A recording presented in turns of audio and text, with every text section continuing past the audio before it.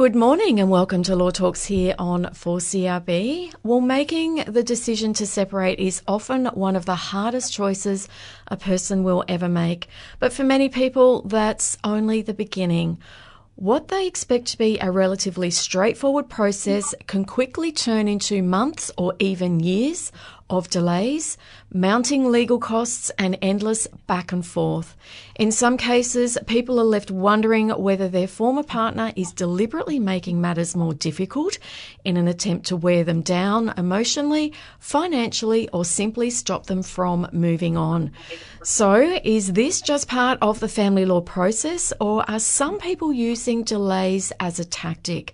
Today we're unpacking the rise of what some are calling lawfare in family law matters.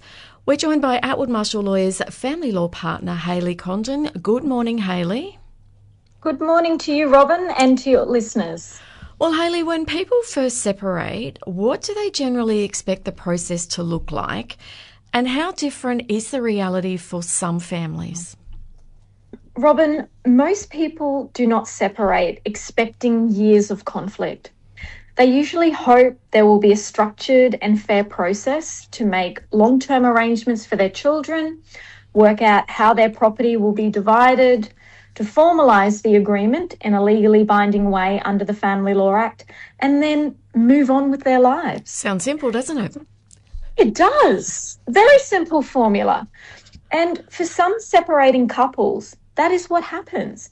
But for others, the reality can be very different. The process can become drawn out by disputes about disclosure, valuations, interests in businesses, parenting arrangements, or allegations about risk to children.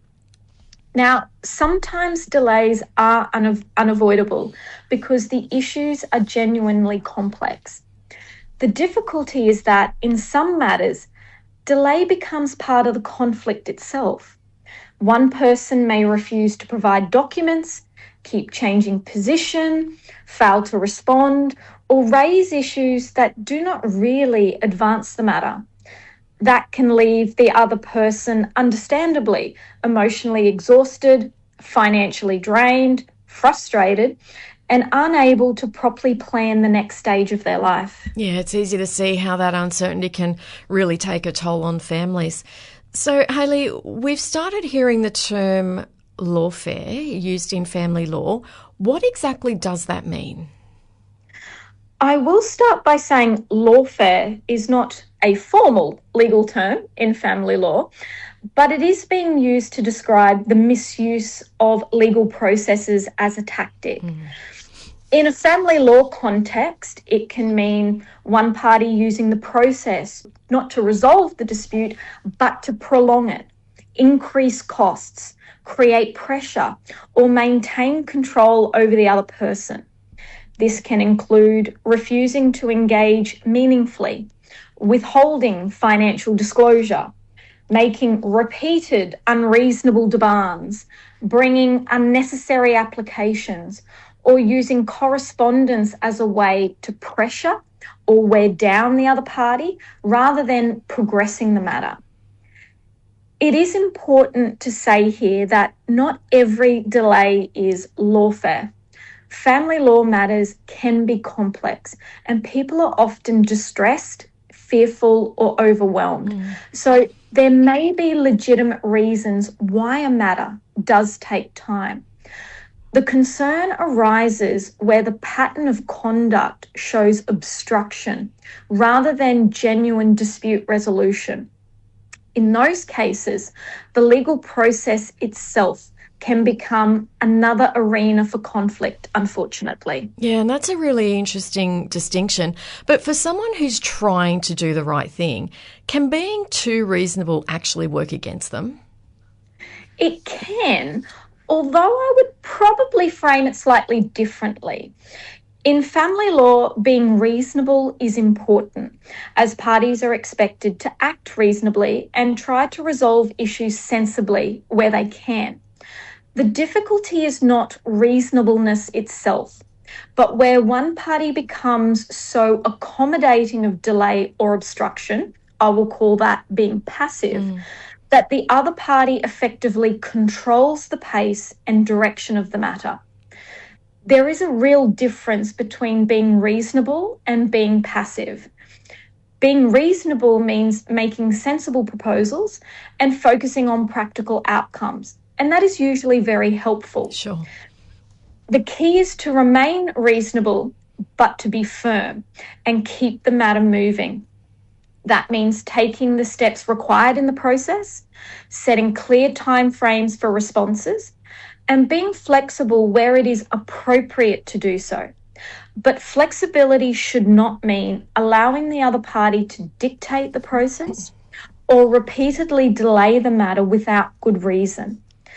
If the other party will not engage properly, it may be necessary to move into a more structured process, such as mediation, arbitration, or court proceedings, depending upon the circumstances. Yeah, there is a difference between being cooperative and allowing the matter to stall, that's for sure.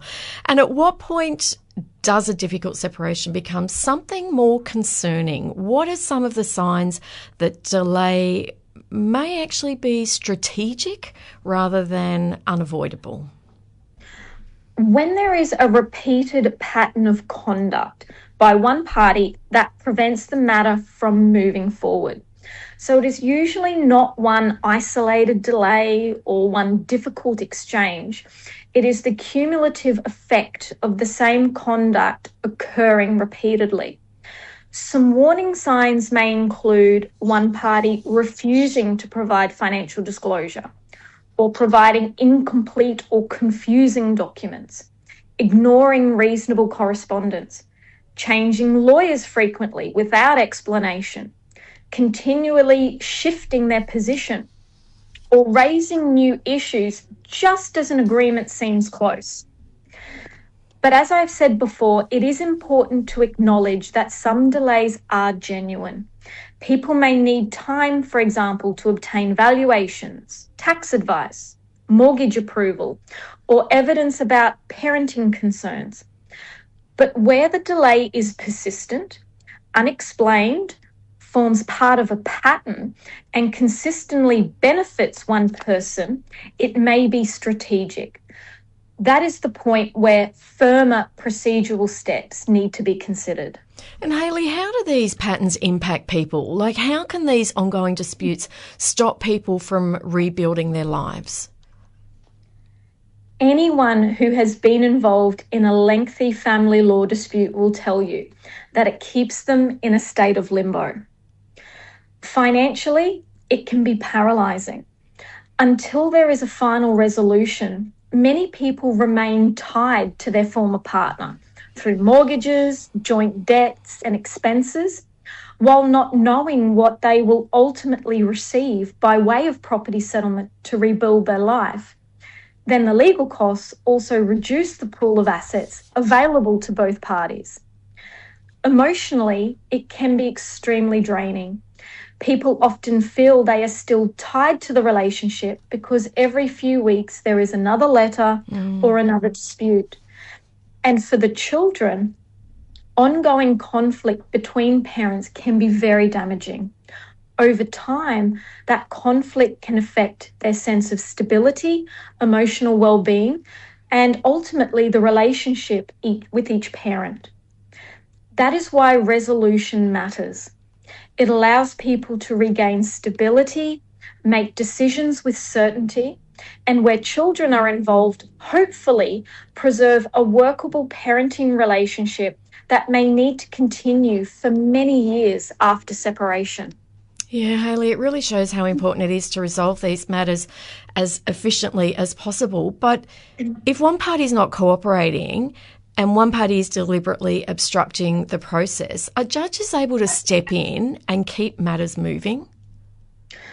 Once a matter is before the Federal Circuit and Family Court of Australia, the court has a case management system that they implement to keep a matter moving. As part of the case management system, a court will make directions requiring disclosure by certain dates, appoint experts to value disputed property or to provide other necessary expert evidence, list the matter for mediation or dispute resolution, and set timetables for the preparation of a case if it proceeds to trial. If a party does not comply with a direction of the court, there can be serious consequences. So, for example, the court has the power to make cost orders. It may make orders to progress the matter despite one party's lack of cooperation, or even hear a matter on an undefended basis if a party chooses not to engage in the process. That said, court is not always the first or the best option. However, where one party is using delay or obstruction as a tactic, court intervention may be necessary to impose structure, clear timeframes, and consequences for non-compliance.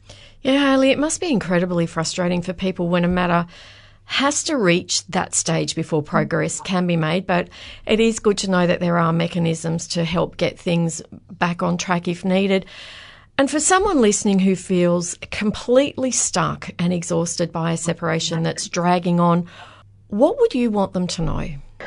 The first point, Robin, is that feeling exhausted does not mean you are failing.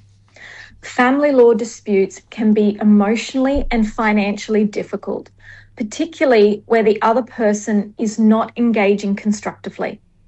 The second point is that there are ways to regain momentum. That may involve obtaining legal advice about the issues actually in dispute, setting realistic timeframes, making a structured settlement proposal or participating in mediation, and if the matter is simply not progressing, commencing court proceedings. The important thing is not to let the matter drift indefinitely.